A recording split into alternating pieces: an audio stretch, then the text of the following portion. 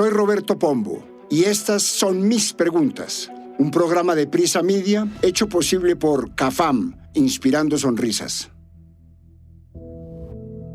¿Las próximas elecciones regionales serán un plebiscito para el gobierno del presidente Petro?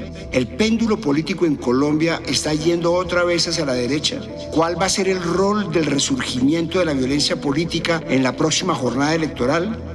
Revisamos cómo está el mapa político de cara a las elecciones del 29 de octubre. Para este capítulo hablamos con Silvia Otero, docente de la Facultad de Estudios Políticos de la Universidad del Rosario, con el historiador y político Juan Carlos Flores, con el senador David Luna. También hablamos con los periodistas Alfredo Molano Jimeno y María Alejandra Villamizar y con Martín Orozco, gerente de Invamer.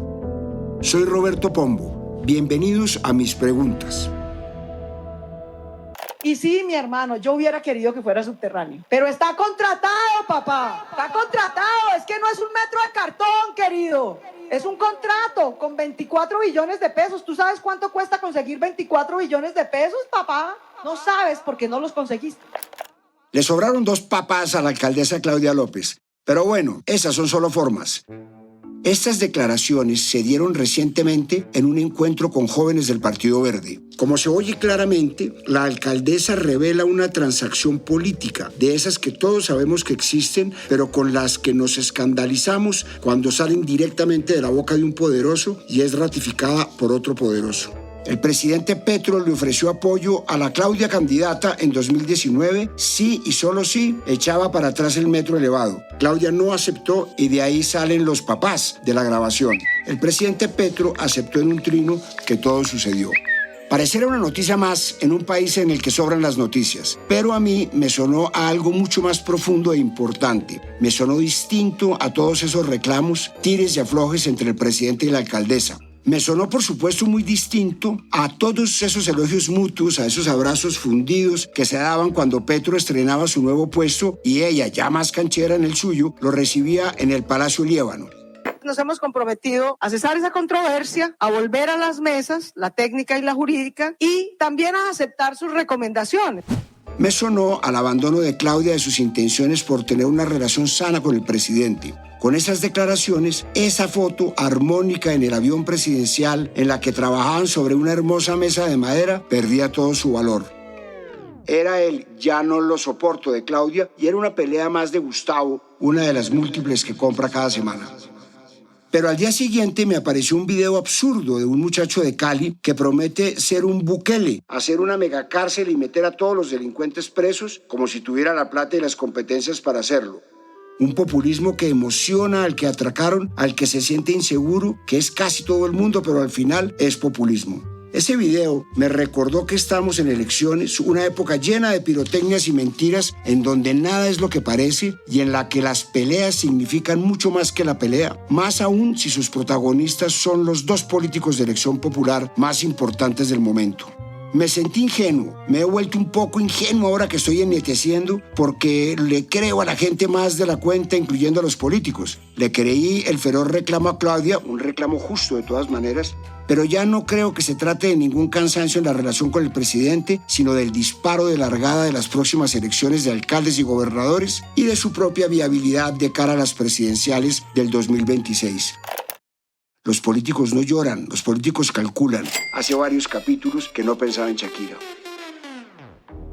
Los colombianos votaremos el próximo 29 de octubre para elegir a nuestros nuevos mandatarios locales. Es decir, quedan 5 meses para que se reconfigure o se confirme el mapa político actual. Serán 5 meses insoportables en medio de un ambiente hostil de manifestaciones, con un Congreso intentando sacar reformas polémicas, con escándalos de gabinete y con las bodegas digitales alborotadas. Todos se jugarán el todo por el todo, hasta fingirán ataques en las calles porque las próximas elecciones se convertirán en un plebiscito del gobierno del presidente Gustavo Petro.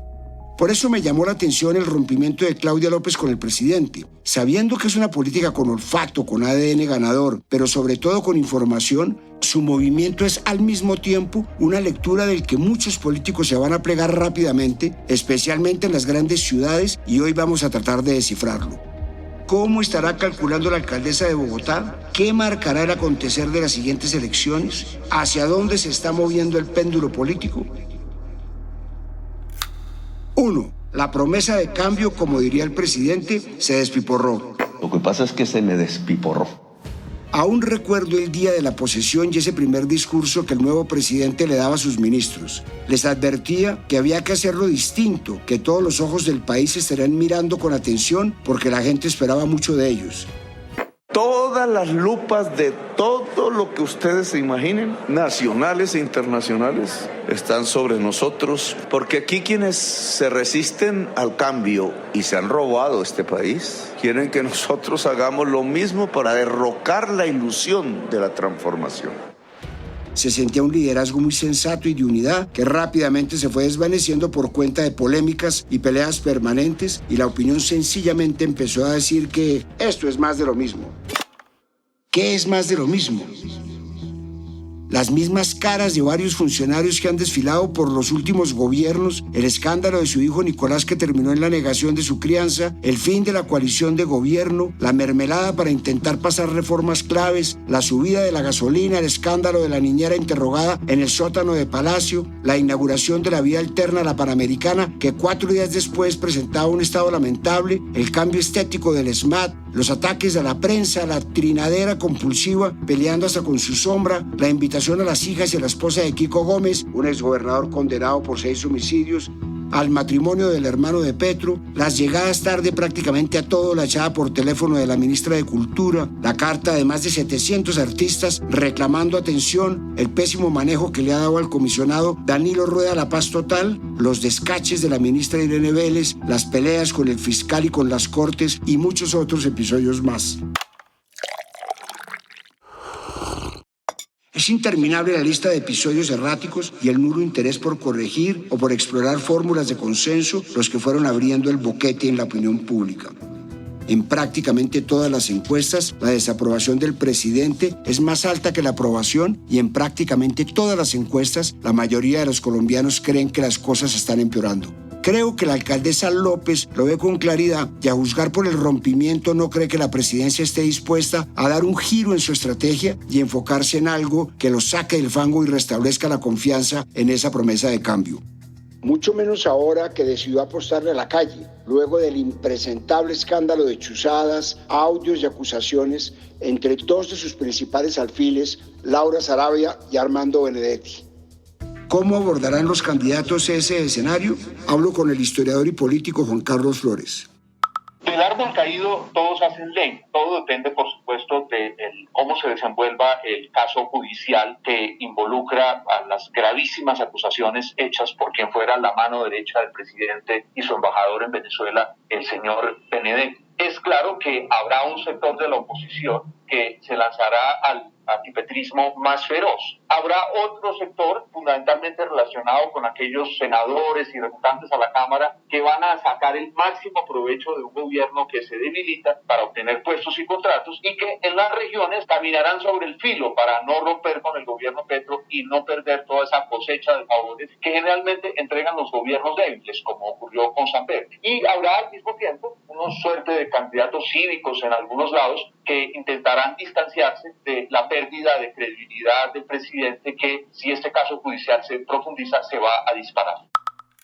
2. Se están derechizando las ciudades tanto como para escoger el que represente todo lo contrario al presidente Petro. En ciudades como Bucaramanga, Medellín y Cali, una porción no menor de los que se consideraban de centro se están tirando a la derecha y sencillamente van a votar por el que le pueda ganar al candidato de Petro. La frontera del centro y el votante de derecha se borra y se unirán en torno al que garantice el triunfo. Blanco o negro, una muestra de lo polarizadas que estarán las elecciones. Un ejemplo adelantado de este síntoma está en Medellín con el ex candidato presidencial Fico Gutiérrez, que hoy marca 60% de intención de voto sin haber iniciado la campaña. En Bogotá, más que una derechización, hay una decepción gigante del electorado que se considera de centro que votó por Petro. Se dice que la elección se decidió en la capital del país con una votación histórica de más de 2.250.000 votos. Para que se hagan una idea de la votación atípica, ninguno de los anteriores ganadores había superado la barrera del 1,5 millones de votos. Uribe llegó a 1.2 millones en la primera elección y 1.4 en la segunda. Santos 1.4 en la primera y 1.2 en la segunda. Y Duque 1.4 millones en su elección. Esa diferencia abismal, esos votantes de más, fueron una especie de apuesta para atajar al ingeniero Hernández, que se ha ido recogiendo, entre otros factores, por el olvido en el que tienen la paz de La Habana, la salida de personajes que daban tranquilidad a sectores moderados como los exministros Alejandro Gaviria y José Antonio Campo, y el impulso de reformas que consideran extremas como la de la salud. Vaticino triunfos de las derechas en Medellín y Bucaramanga, con votantes de centro tapándose la nariz, y triunfos del centro en Cali y Bogotá, con votantes de derecha tapándose la nariz. En Barranquilla, el espectro político ganador será el charismo. Solo por curiosidad me puse a buscar números de La Arenosa y parece otra jurisdicción, otro mundo con otras lógicas. Una encuesta hecha por Datanalysis en abril muestra a Alex Char como favorito y por mucho en la capital del departamento del Atlántico. Con 78,3%, el empresario y exalcalde le saca mucha diferencia a la siguiente opción, que es por ninguno de ellos, con 8,2% de intención de voto. El siguiente humano en la lista es el concejal Antonio Borges, con el 5,2%, quien fue el primer concejal en lograr este cargo por el estatuto de la oposición. Le sigue el abogado Miguel Ángel del Río con 4,2%. ¿Qué dicen los analistas? ¿Pierde el candidato del petrismo en las grandes ciudades? Hablo con Martín Orozco de Invamer. En el estudio Colombia Opina se puede evidenciar que comparando con el 2017, la izquierda continúa en un 17%, aunque tuvo unas cifras mejores antes de la elección del presidente Gustavo Petro y en los primeros meses de gobierno. En cuanto a las personas que dicen ser de centro, estaban alrededor del 31% en el 2017, hoy se ubican en el 24% aproximadamente. Quienes dicen ser de derecha eran en el 2017 un 37%, hoy son un 34%, y quienes dicen no tener afinidad es un grupo que viene creciendo y que antes era el 15%, hoy se ubica más o menos en el 24%. Eso quiere decir que para las elecciones a alcaldías y gobernadores, y según la zona del país, podría tener que ver esto con que se prefiera elegir por parte de los ciudadanos y de los votantes candidatos que sean de derecha, sin afinidad política, o de centro, más que de izquierda. 3. El auge de los jóvenes cabal. Es fácil burlarse del estereotipo de joven de derecha. Creo que la manera como han ido apareciendo ha sido algo caricaturesca. Jóvenes estrato 6, con camisa polo, diciendo frases que completan una gran oración. Soy joven cabal porque creo en el porte de armas. Soy joven cabal porque creo en las fuerzas militares y la policía. ¡Somos jóvenes cabal! Jóvenes como el hijo de Jorge Barón, encorbatado, hablando como señores de mi edad, usando palabras en desuso. El sueño de cualquier colombiano es la paz, un sentimiento que yo pude ver en el rostro de muchos colombianos durante el proceso de recorrer Colombia junto a mi padre en las giras del Show de las Estrellas. O jóvenes como los de Salvación Nacional, declarándose en oposición al gobierno de Petro, usando trilladas frases como dolor de patria. Dolor de patria y pena ajena lo que siento en este momento. ¿Cómo es posible que en el gobierno de Gustavo Petro, donde dicen ser la potencia mundial de la vida, no condenan este tipo de tiranía? Los han convertido en la burla de muchos en redes sociales, pero están convenciendo con sus maneras, están llegando y será clave para energizar las campañas. Según el 7º estudio de percepción de jóvenes realizado por la Universidad del Rosario y la Fundación Hans Seidel, la cantidad de jóvenes que se identificaban como de derecha en mayo de 2021 era del 7% y pasó a ser del 23% en mayo de este año. La porción que se identificaba de izquierda y de centro se redujo. Incluso en Bogotá, que históricamente ha sido un fortín del progresismo, parece no renovar generacionalmente esa tendencia. Tan solo el 17% de los jóvenes encuestados para este estudio se ubica ideológicamente en la izquierda, el 61% en el centro y el 22% en la derecha. Y a la pregunta, ¿cree que el gobierno nacional está cumpliendo con las promesas que realizó en la campaña electoral? El 27% respondió que sí y el 61% respondió que no. Es casi una película vista escena por escena, promesas incumplidas, jóvenes insatisfechos que comienzan a moverse de la izquierda a la derecha. Hablo con Silvia Otero, docente de la Facultad de Estudios Políticos de la Universidad del Rosario. Quiero preguntarle si esta decepción se convierte en apatía o movilización de la juventud en las siguientes elecciones. Esto nos dice. Estos cambios en la opinión política de los jóvenes revela que hay una transformación de la demanda. Si antes o durante el paro, digamos que fue el momento en el que llegaron los jóvenes a la izquierda de forma más masiva, la preocupación principal de los jóvenes era por una sociedad más justa, más redistributiva, con mayor representación de los sectores marginados. En estos momentos, dado podemos asumir la gestión del gobierno, se ha visto desdibujado y hay una mayor demanda hacia temas de orden y seguramente formas más sanas o menos perversas de hacer política, pero que haya una demanda por un proyecto social diferente no quiere decir que haya una oferta, y yo percibo que los políticos de derecha no están sintonizándose con estos cambios en la demanda. Por consiguiente, es posible que estas transformaciones en la forma como la gente se autoubica en el espectro ideológico no vaya a significar un aumento masivo de la votación por candidatos de derecha. 4. La noche de los muertos vivientes. O usemos la frase de siempre: no hay muertos en política. Y me refiero especialmente a la figura de Vargas Lleras. Después del famoso coscorrón a su escolta ahumada, su imagen jamás se logró recuperar. Una figura que finalizando el 2010 rondaba el 70% de favorabilidad y sería el seguro presidente en unos años, llegó al 62% de rechazo y a ser un muerto político después de las elecciones del 2018, en las que no logró ni el 1,5 millones de votos.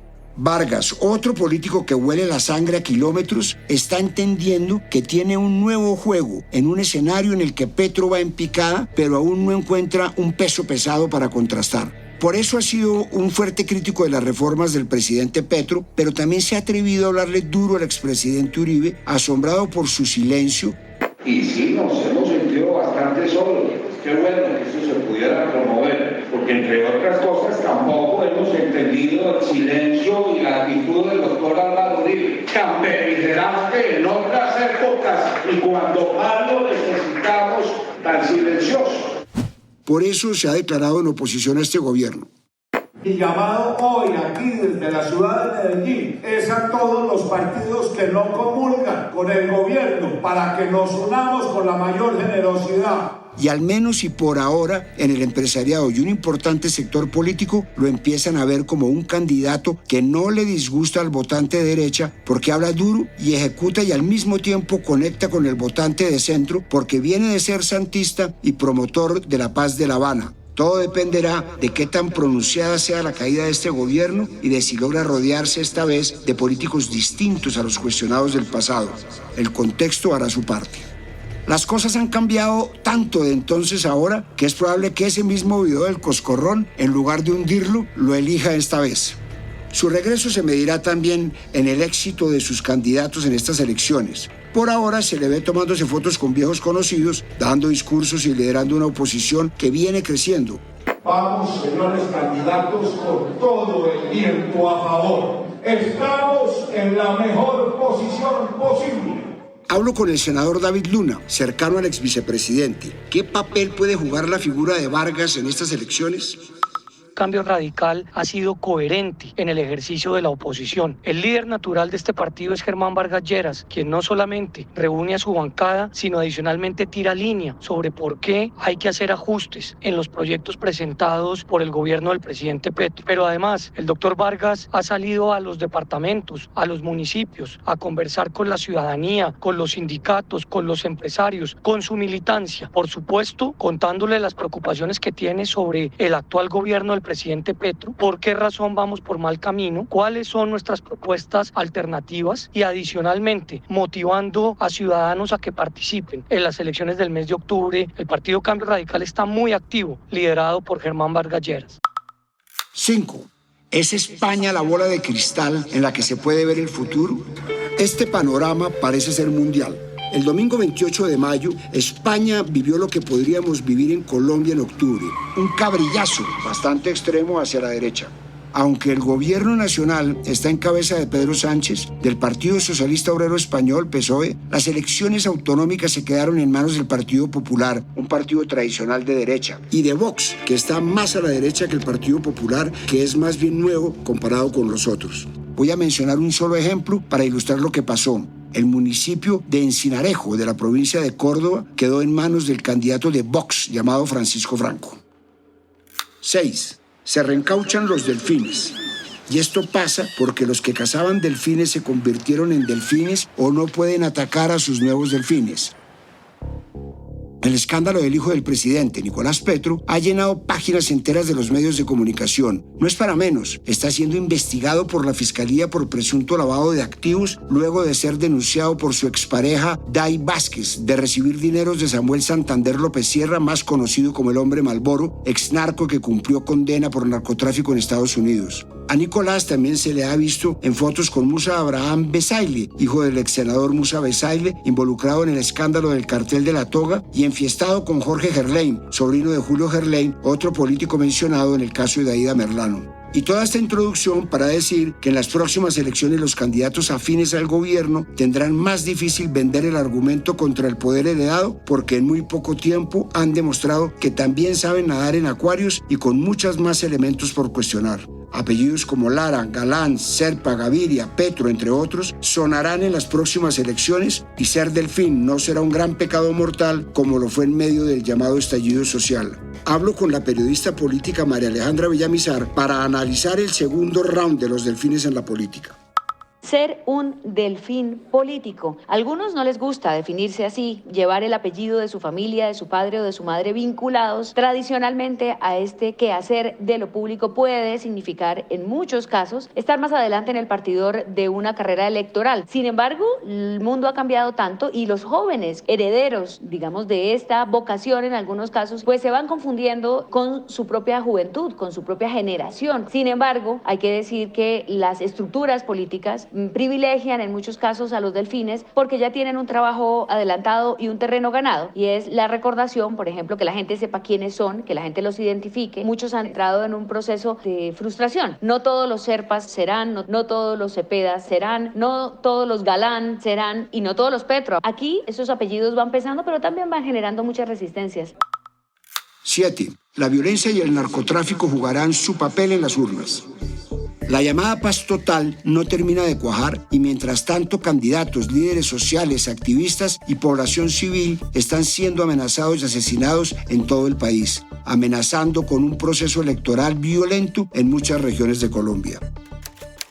El pasado 29 de mayo, la Misión de Observación Electoral MOE publicó un informe en el que manifestó preocupación por un presunto comunicado del autodenominado Estado Mayor Central de las Disidencias de las FARC-EP, en el que amenazan con operaciones militares en los departamentos de Caquetá, Meta, Guaviare y Putumayo, y con una serie de acciones para restringir y coaccionar la participación de organizaciones políticas y militantes en la próxima jornada electoral. El documento deja cifras y datos más que preocupantes. El 51% de estos hechos violentos se concentran en los departamentos de Cauca, Antioquia, Norte de Santander y Valle del Cauca. Sin embargo, en los departamentos de Sucre, Atlántico, Magdalena, Huila, Santander y Bolívar, el número de hechos de violencia se ha incrementado en más de 350% en comparación con el mismo periodo de las elecciones locales en 2019.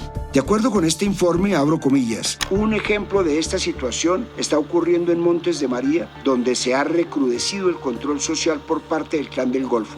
Asimismo, este grupo ha impedido o limitado el ejercicio de la actividad de los liderazgos de la región, pues ha amenazado a aquellos que no acceden a trabajar de acuerdo con sus peticiones. Cierro comillas.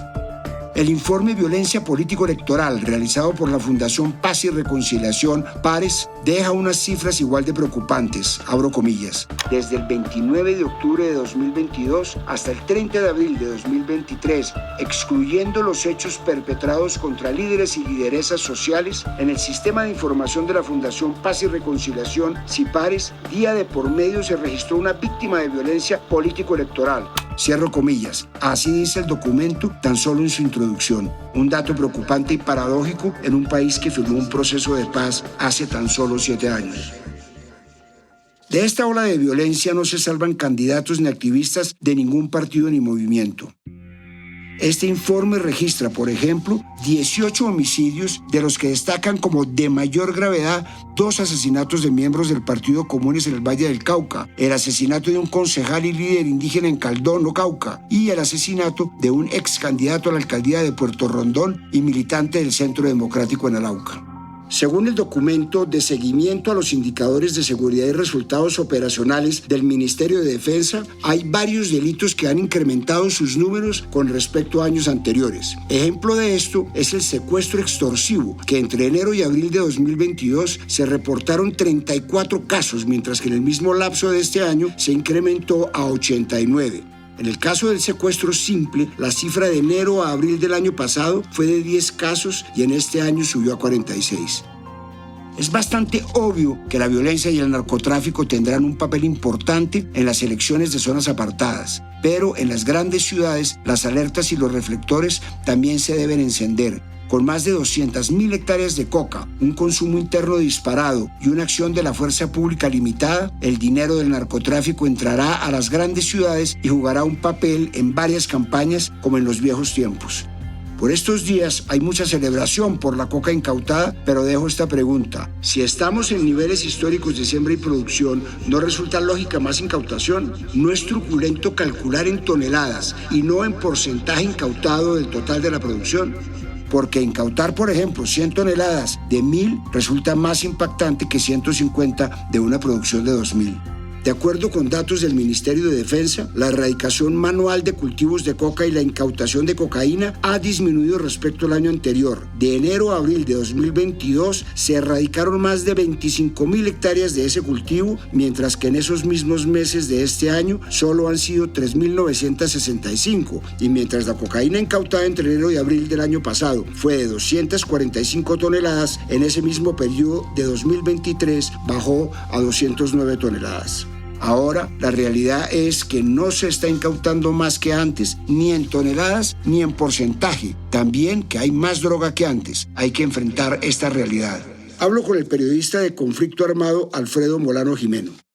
Colombia es un país en donde su sistema democrático de alguna manera ha convivido con el conflicto armado por muchas décadas. Si bien hay un recrudecimiento de los combates y de la situación humanitaria en diversas regiones, también creo que estas zonas han convivido con ese conflicto armado y al mismo tiempo se han realizado las elecciones. Yo creo que el impacto principal puede ser el de un alto índice de abstención, dado que esas comunidades que se ven enfrentadas a los rigores de la guerra optan por no participar de la política. Sin embargo, no creo tampoco que la democracia colombiana, se ponga en riesgo en este tipo de situaciones. Creo que el impacto inmediato va a ser una abstención alta y eso al final y muy probablemente lo que fortalezca sea el triunfo de la clase política tradicional, de los gamonales regionales que son quienes han dominado en los sectores urbanos.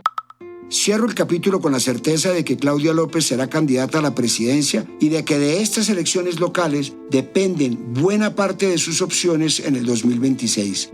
En su cabeza tiene el cálculo de la derechización del país y por eso ha sido tan dura con los venezolanos al punto de la xenofobia. Por eso apareció en uniforme militar dando órdenes al mejor estilo del expresidente Duque y por eso su reciente visita a la tropa del ejército en Sumapaz. En su cabeza tiene que estar pensando en un sucesor que culmine las obras contratadas sin mayores contratiempos que no le resten en el momento en que sea candidata. Y siguiendo en el mero plano del análisis tan cercano a la especulación, ella sabe, y no creo que le disguste, que en 2026 terminará enfrentada a Vargas Lleras, María Fernanda Cabal y el péndulo vuelve a dejar al centro más cerca de la izquierda que hoy lo desprecia. Soy Roberto Pombo y este fue el capítulo 39 de Mis Preguntas. A partir de este momento, este capítulo de Mis Preguntas queda disponible en todas las plataformas de podcast. Este episodio fue posible gracias a CAFAM, Inspirando Sonrisas. En la dirección, Roberto Pombo. Producción general y guiones, Juan Abel Gutiérrez. Asesor editorial, Daniel Sampero Espina. Investigación y entrevistas, Johnny Rodríguez. Producción de campo, Marcela Salazar. Dirección de sonido y postproducción, Daniel Murcia. Edición de sonido, Juan David Sarmiento y Diego Canastero.